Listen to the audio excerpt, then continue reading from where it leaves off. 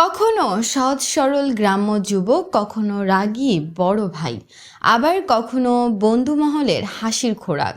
বলছি বর্তমান সময়ের বাংলা নাটকের জনপ্রিয় মুখ ফিরোজ খানের কথা। বিশেষ করে ঈগল টিমের নাটকে তার অভিনয় এখন ছোট বড় সবার মুখে মুখে।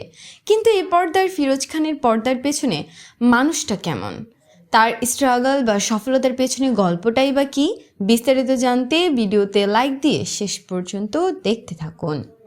ফিরোজ খানের ক্যারিয়ারের মোড় ঘুরে যায় যখন তিনি ঈগল মিউজিকের নাটকের সাথে যুক্ত হন। ঈগল টিমের একের পর এক হিট নাটকে অভিনয় করে তিনি খুব অল্প সময়ে দর্শকদের মনে জায়গা করে নেন।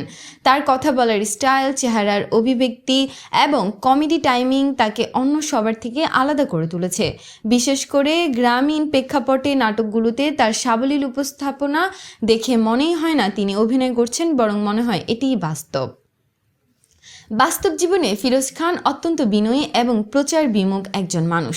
পর্দার আড়ালে তিনি নিজের পরিবারকে সময় দিতে খুব ভালোবাসেন। সহকর্মীদের সাথে তিনি বড় ভাইয়ের মতো এবং শুটিং সেটে সবসময় সবাইকে মাতিয়ে রাখেন। তিনি বিশ্বাস করেন একজন শিল্পীর বড় প্রাপ্তি হলো মানুষের ভালোবাসা।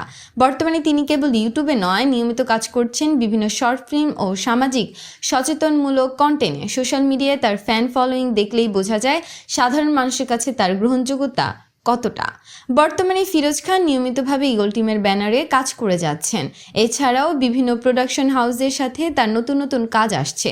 তিনি চান ভবিষ্যতে আরও মানসম্মত কাজ করতে এবং সুস্থ বিনোদনের মাধ্যমে দর্শকদের মুখে হাসি ফোটাতে। তার অভিনয় বিশেষত্ব হলো তিনি খুব সহজেই যে কোনো চরিত্রের সাথে মিশে যেতে পারেন, যা একজন প্রকৃত অভিনেতার বড় গুণ। ফিরোজ খানের অভিনয় আপনার কাছে কেমন লাগে? তার অভিনীত কোন নাটকটি আপনার সব থেকে বেশি প্রিয়? লিখে জানিয়ে দিন কমেন্ট করে। পরবর্তী ভিডিও সবার আগে পেতে সাবস্ক্রাইব করুন আমাদের চ্যানেলটি। ধন্যবাদ।